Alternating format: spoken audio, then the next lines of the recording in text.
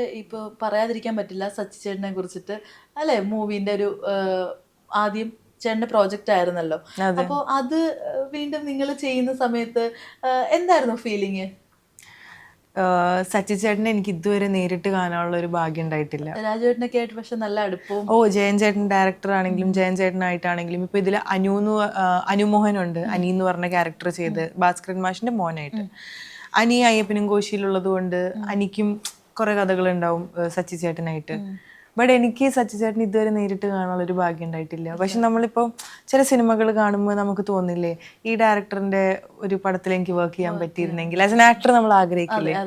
ഞാനിപ്പോ ഈ അയ്യപ്പനും കോശിയൊക്കെ കണ്ടപ്പോ ഞാൻ ആഗ്രഹിച്ചിട്ടുണ്ടായിരുന്നു എപ്പോഴെങ്കിലും എന്ത് രസാ പടം, എന്ത് രസാ പടം.